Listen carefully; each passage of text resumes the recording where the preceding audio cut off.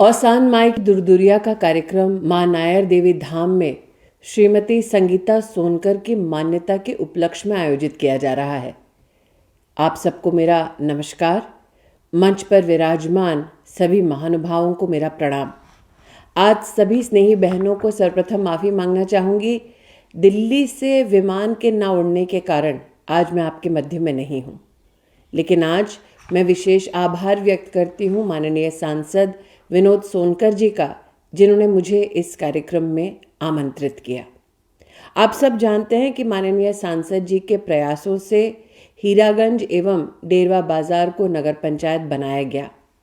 आप सब को ज्ञात है कि गंगा जी पर 250 करोड़ का पुल माननीय सांसद जी द्वारा और उनके अथक प्रयासों द्वारा बनाया गया। चाहे वो रेलवे लाइन का विद्युतीकरण हो या फिर रेलवे क्रॉसिंग का काम हो या फिर अंडरपास का काम हो, विनोद सोनकर जी ऐसा कोई काम क्षेत्र का नहीं है जिसको अपने अथक प्रयासों से पूरा ना करवाते हों। एक सांसद के नाते वर्षों से संसद में, संसदीय कार्य प्रणाली में मैं विनोद भाई का काम देख पा रही हूँ और इसलिए आज कृतज्ञता के भाव के साथ आप सबको संबोधित कर रही हूँ। आज आप सबको एक ऐसी पावन धरा पर संबोधित कर रही हूँ जो एक वक्त पर गुंडा राज के लिए जाना जाता था। वो उत्तर प्रदेश जिसके संदर्भ में जब राष्ट्र भर में चर्चा होती थी तो लोग कहते थे कि प्रदेश में एक डर का माहौल है। प्रदेश में ना महिला का मान सुरक्षित है, ना कर्मठ लोगों के धन की सुरक्षा होती है, ना ही मेहनतकश लोग अपना कोई उद्योग अथवा व्यापार कर सकते हैं। आज वही उत्तर प्रदेश तेज गति से विकास कर रहा है और हम सबका सौभाग्य है कि आज हम प्रधानमंत्री नरेंद्र भाई मोदी जी के सानिध्य में उसी उत्तर प्रदेश की पावन धरा पर भव्य राम मंदिर के निर्माण को होते खुद देख रहे हैं। बहुत ही जल्द राम मंदिर में प्रभु की मूर्ति की प्राण प्रतिष्ठा होगी और ऐसे में जब राम राज्य की कल्पना होती है तो उस राज्य में कल्पना का सबसे प्रमुख बिंदु होता है महिला का उत्थान, महिला का सम्मान। मैं और विनोद भाई अपने आप को भाग्यशाली समझते हैं कि हम एक ऐसे राजनीतिक दल का हिस्सा हैं, एक ऐसी सरकार का हिस्सा हैं जिन्होंने मातृशक्ति को अपनी सरकारी और प्रशासन की पूरी व्यवस्था का केंद्र बिंदु बनाया। आज महिला बाल विकास मंत्री होने के नाते मैं प्रफुल्लित मन से आप सब बहनों से कहना चाहती हूँ कि हमारे देश ने वो वक्त देखा ज़रूर था जब बेटी के जन्म को अभिशाप माना जाता था, लेकिन प्रधानमंत्री मोदी ने कहा कि बेटी को न सिर्फ बचाना है, बेटी को आगे बढ़ाना है, उसे पढ़ाना है। इसलिए आज जब हम राष्ट्र की शिक्षा नीति को देखते हैं तो हम अपने आप को भाग्यशाली मानते हैं कि सांसद के नाते और मैं तो पूर्व शिक्षा मंत्री के नाते उस शिक्षा नीति में अपना योगदान दे पाए। 30 साल के एक लंबे अंतराल के बाद जब राष्ट्र में नई शिक्षा नीति राष्ट्र को समर्पित की गई तो उसमें खास व्यवस्था बेटियों की शिक्षा का, जेंडर इंक्लूजन फंड का हमने राष्ट्र के इतिहास में पहली बार इस फंड को स्थापित होते देखा। आज आप सब बहनें ये सुनकर आश्चर्यचकित होंगी कि प्रधानमंत्री मोदी के कार्यकाल में इन 10 वर्षों में जो महिलाएं पीएचडी करती हैं उनकी संख्या में 99% की वृद्धि हुई है।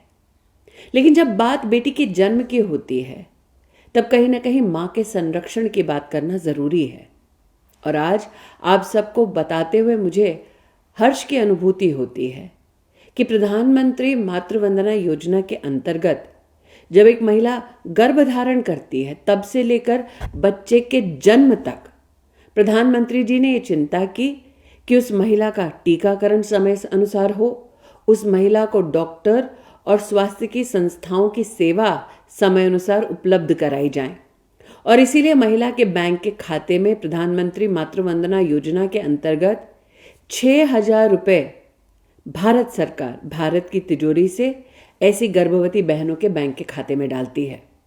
आज देश भर में 3,50,00,000 बहनों को मातृवंदना योजना का सहयोग मिला है। 14,000 करोड़ से ज़्यादा धन उनके बैंक के खातों में डाला गया है। और इसकी वजह से आज विशेषतः ग्रामीण अंचल में और गरीब से गरीब परिवार की गर्भवती बेटी, बहन, बहू अस्पताल में जाके बच्चे को जन्म दे रही है। इसी के चलते माता मृत्यु दर भी कम हुई है हमारे देश में।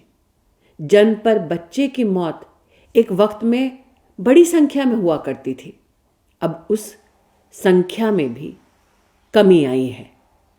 लेकिन हम सभी बहनों के लिए प्रधानमंत्री मोदी जी के प्रति आभार व्यक्त करने का एक सुनहरा अवसर है, क्योंकि हमने विभाग की ओर से प्रधानमंत्री जी से आग्रह किया कि आप ही ने कहा है कि बेटी को बचाओ, बेटी को पढ़ाओ, उसे आगे बढ़ाओ। अगर गर्भवती महिला जब दूसरे बच्चे को जन्म देती है, अगर वो बेटी हो तो क्या? तो प्रधानमंत्री जी ने बहनों से ये कहा कि अगर गर्भवती महिला जिस बच्चे को दूसरी बार जन्म देती है वो बेटी हुई, तब उस बेटी के लिए विशेष ऐसी बहन के खाते में 6,000 रुपये दिए जाएंगे।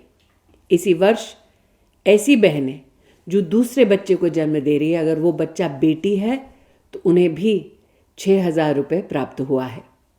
आप सभी बहनें जानती हैं कि आपकी स्थानीय आंगनवाड़ी दीदी पोषण अभियान के अंतर्गत अब देश भर में 6 साल तक की उम्र के बच्चे के सुपोषित व्यवहार और सुपोषित भविष्य के लिए अपने आप को समर्पित कर चुकी है।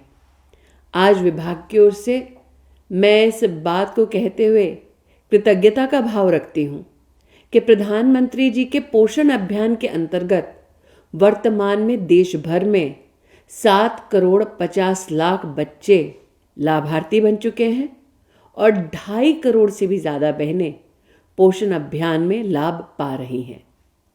हाल ही में आपने देखा होगा, प्रधानमंत्री जी एक बहन के घर गए थे जो 10 करोड़वीं लाभार्थी बहन थी उज्ज्वला योजना की। ग्रामीण अंचल की बहनें या फिर वो बहनें जो गरीब परिवारों से हैं, वो भलीभांति इस बात से परिचित हैं कि एक वक्त हमने देखा था जब गरीब की रसोई धुएं से भरी रहती थी। हम में से किसी ने भी ये कल्पना नहीं की थी कि एक दिन राष्ट्र को एक ऐसे प्रधान सेवक मिलेंगे जो गरीब के घर तक चूल्हा भेजेंगे, गैस का सिलेंडर भेजेंगे। आज उज्ज्वला योजना के अंतर्गत देश में 10 करोड़ से ज़्यादा गरीब बहनों को गैस सिलेंडर का तोहफा मिला है। और वो सिलेंडर जो कांग्रेस के ज़माने में 1,240 रुपये का था, आज उज्ज्वला की बहनों को 600 रुपये में मिलता है। बहनों, आज आप सब दूर दुनिया के इस कार्यक्रम में सम्मिलित हुई हैं, एक दूसरे का सम्मान करते, माँ की आराधना करते। और जब हम माँ की आराधना करते हैं तो माँ को कई स्वरूपों में पाते हैं, शक्ति के रूप में, लक्ष्मी के रूप में, सरस्वती के रूप में।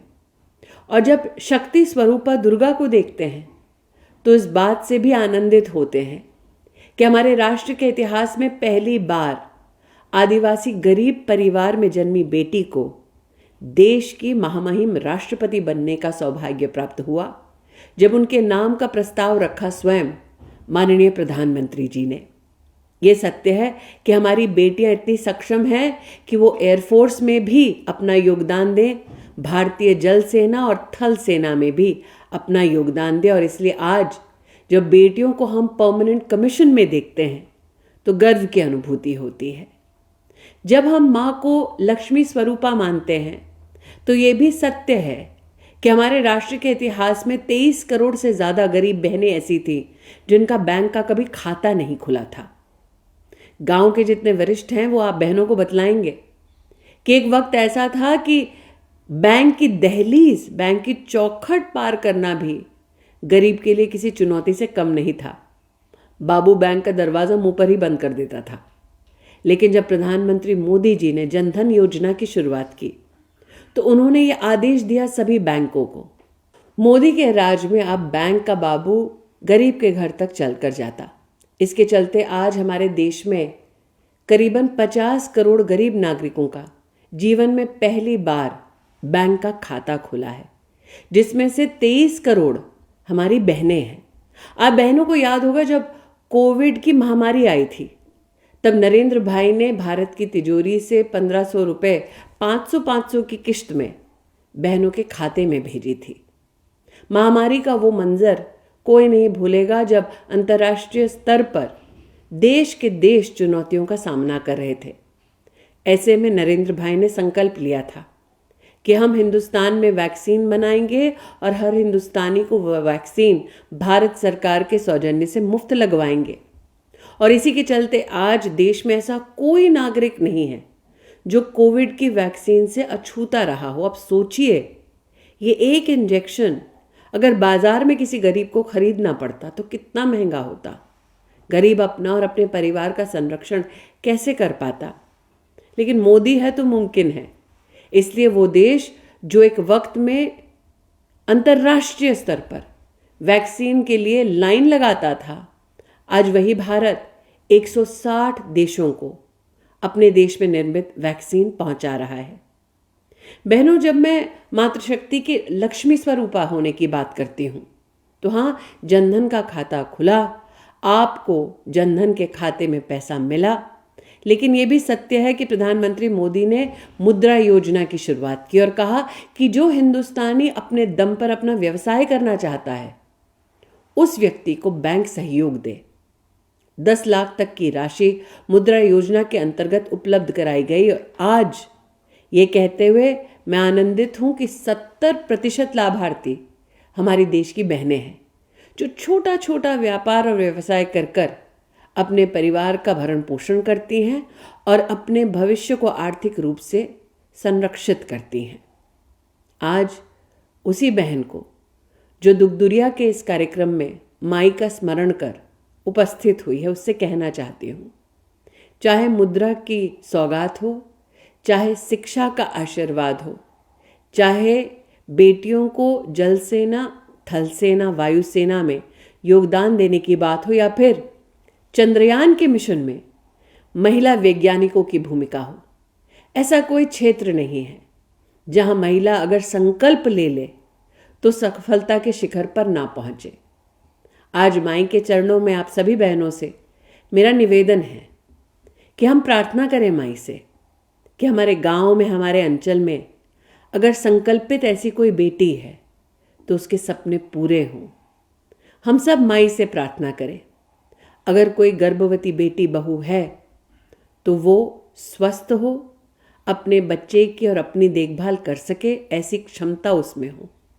हम सब ये संकल्प करें, अगर कोई वृद्ध महिला हमारे समाज में है, अगर कोई वृद्ध नागरिक हमारे समाज में है तो उनका भरण पोषण, उनका संरक्षण, उनके स्वास्थ्य की देखभाल समाज के नाते हम सब करें।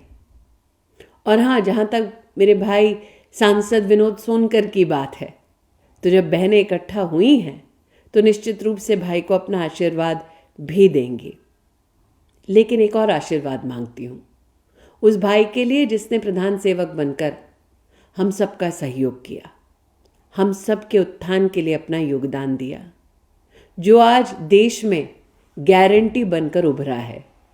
मोदी की गारंटी है कि विकास होगा, बहनों को अब गारंटी देनी है कि माई का आशीर्वाद मोदी को मिलेगा। आप सबके सम्मुख पुनः प्रस्तुत हो पाऊं, ऐसी प्रभु से अभिलाषा व्यक्त करती हूं। और विशेषतः मैं श्रीमती संगीता सोनकर जी को आभार व्यक्त करती हूं आज के आयोजन के लिए। मंच पर उपस्थित सभी नेताओं को, पदाधिकारियों को पुनः प्रणाम करते हुए, स्नेही बहनों का वंदन करते हुए, माई को प्रणाम करते हुए अपनी वाणी को विराम देती हूँ। जय हिंद।